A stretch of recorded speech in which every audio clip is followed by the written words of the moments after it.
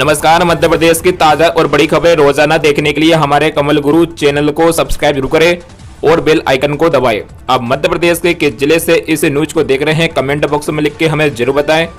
आज के वीडियो में लाइक का एम रखते हैं 1000 का। उम्मीद है कि आप इसे पूरा जरूर करेंगे। चलिए देखते हैं मध्य प्रदेश आज सुबह की बड़ी खबरें। फसलों की तरह दूध खरीदी पर भी किसानों को बोनस। आपको बता दें, मुख्यमंत्री डॉक्टर मोहन यादव ने कहा है कि मध्य प्रदेश सरकार द्वारा जिस प्रकार किसानों को गेहूं, चने आदि अलग अलग फसलों के लिए बोनस दिया जा रहा है, उसी प्रकार अब दूध खरीदने पर भी बोनस दिया जाएगा ताकि लोग घर घर गौ माता को पालने के लिए प्रोत्साहित हो सके। वही दुर्घटनाग्रस्त व दिव्यांग गौ माताओं को गौशाला में रखा जाएगा। दूध का व्यवसाय भी हमारे लोगों का जीवन बदलने में सहायक हो, इसका प्रशिक्षण भी शुरू होगा। उन्होंने कहा कि हमारी देसी गौ माता सर्वश्रेष्ठ है। हमारी देसी गौ माता के संवर्धन के लिए प्रयास किए जाएंगे। मुख्यमंत्री डॉक्टर यादव शनिवार को उज्जैन के ग्राम रत्नाखेड़ी स्थित कपिला गौशाला के संवर्धन और एक पेड़ मां के नाम अभियान के शुभारंभ कार्यक्रम को संबोधित कर रहे थे। श्योपुर में बाढ़ जैसे हालत, राजस्थान मध्य प्रदेश का संपर्क टूटा। आपको बता दें, प्रदेश के ग्वालियर चंबल अंचल में पिछले 24 घंटों से लगातार हुई बारिश के कारण बाढ़ जैसे हालत बन गए। सड़कों से लेकर घर, मकान, दुकान और पुलिस थाना बाढ़ की चपेट में आ गए हैं। हर जगह पानी ही पानी नजर आ रहा है। खास तौर पर श्योपुर जिले के बड़ौदा नगर में भारी बारिश के चलते राजस्थान के कोटा और बारां से संपर्क भी टूट गया। घरों में पानी भरने के कारण लोगों ने रात भर छतों पर बैठ कर रात गुजारी। श्योपुर जिले की कई नदियां, डैम व तालाबों के साथ साथ श्योपुर जिला मुख्यालय के नदी किनारे स्थित कुछ स्थानों सहित बड़ौदा और मानपुर में कई स्थान जलमग्न हो गए, जिसके चलते SDRF टीम द्वारा मानपुर स्वास्थ्य केंद्र से 3 प्रसूताओं एवं बड़ौदा नगर से कई स्कूली छात्रों सहित नागरिकों को रेस्क्यू कर सुरक्षित बाहर निकाला। जीतू पटवारी ने बढ़ते कर्जों और बजट का उपयोग नहीं करने पर सरकार को घेरा। आपको बता दें, प्रदेश कांग्रेस अध्यक्ष जीतू पटवारी ने बजट में किए गए प्रावधानों को नाकामी बताते हुए सरकार को घेरा। उन्होंने कहा कि किसान कर्ज माफी में सिर्फ 3000 रुपये का प्रावधान किया है। कांग्रेस सरकार ने 27 लाख किसानों को कर्ज माफ किया था। लगभग 13 लाख किसानों की कर्ज माफी बाकी थी। वर्ष 2022-23 में किसानों के लिए 74,496 करोड़ रुपए खर्च किए गए थे, पर 2024-25 में इसमें 66,605 करोड़ रुपए का प्रावधान ही किया है।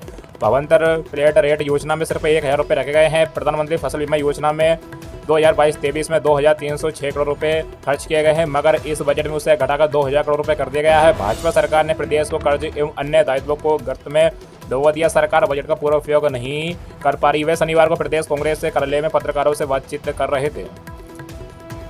हाथरस भागदड़ केस 121 मौतों के बाद 5 दिन बाद प्रकट हुआ भोले बाबा। आपको बता दें, यूपी के हाथरस जिले में 2 जून को मची भागदड़ में 121 मौतों के 5 दिन बाद भोले बाबा के नाम से प्रचलित सूरजपाल शनिवार को पहली बार प्रकट हुआ। इस दौरान इस बाबा का अलग ही रूप देखने को मिला।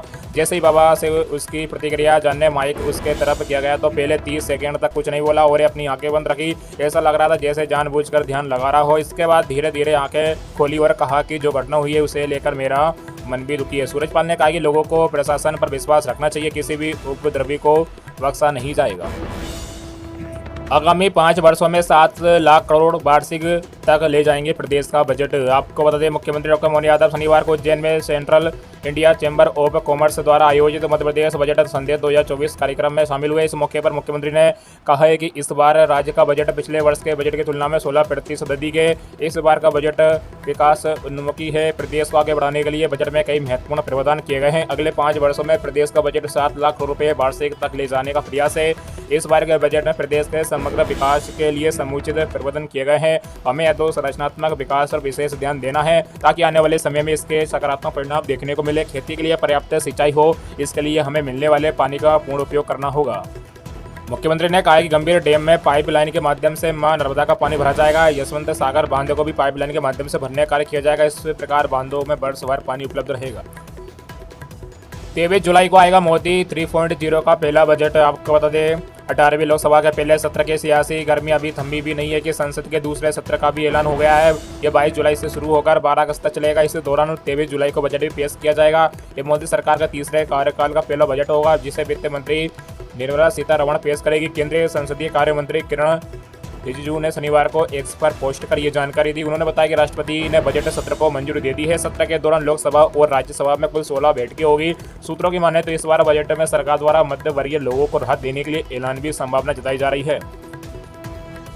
ईएसबी शेड्यूल के अनुसार जुलाई में परीक्षा कराना मुश्किल। आपको बता दें, मध्य प्रदेश कर्मचारी चयन मंडल ने बीते दिनों वर्ष 2024 का एग्जाम शेड्यूल को अपडेट कर दोबारा जारी किया। इस शेड्यूल में प्राथमिक शाला शिक्षक पात्रता परीक्षा समूह 4 के अंतर्गत सहायक वर्ग 3 व अन्य समकक्ष पदों हेतु संयुक्त भर्ती परीक्षा, महिला बाल विकास परीक्षा, सहायक उप निरीक्षक, प्रधान आरक्षक, चयन परीक्षा और वन रक्षक, जेल क्षेत्र रक्षक, जेल प्रहरी परीक्षाओं को शामिल किया गया। इस शेड्यूल में शुरुआती 2 परीक्षाओं के लिए जो समय तय किया गया उस समय में यह परीक्षा नहीं हो सकेगी।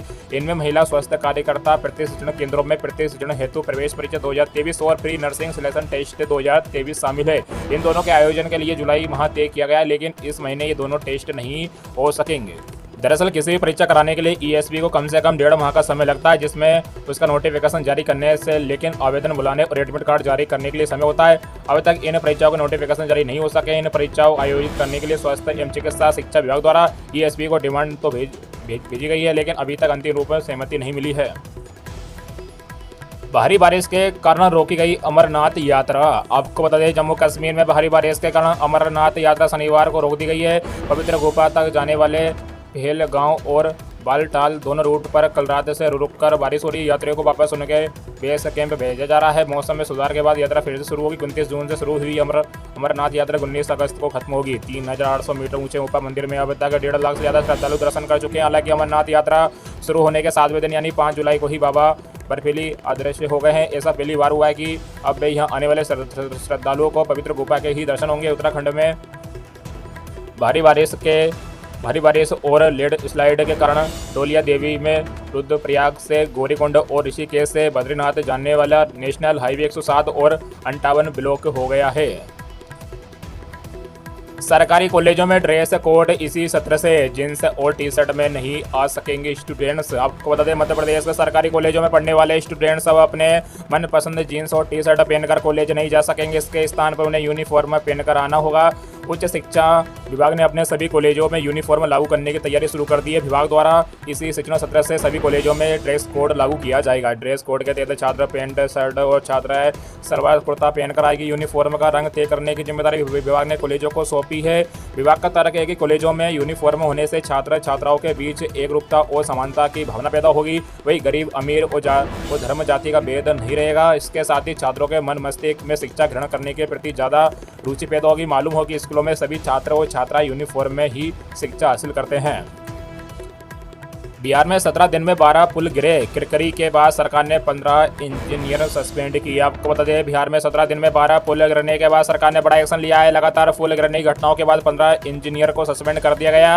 राज्य की नीतीश कुमार सरकार ने नए पुलों के निर्माण का भी आदेश दिया है। बिहार में 12 पुल गिरने के बाद राज्य सरकार की देश भर में किरकिरी हुई है। राज्य जल संसाधन विभाग के अतिरिक्त मुख्य सचिव चैतन्य प्रसाद ने कहा कि 9 पुलों के क्षतिग्रस्त होने की सूचना मिली है। इनमें से 6 बहुत पुराने हैं, 3 पुल निर्माणाधीन थे। प्रसाद ने कहा कि प्रथम दृष्टया ऐसा लगता है कि इंजीनियर और ठेकेदार इसमें शामिल हैं।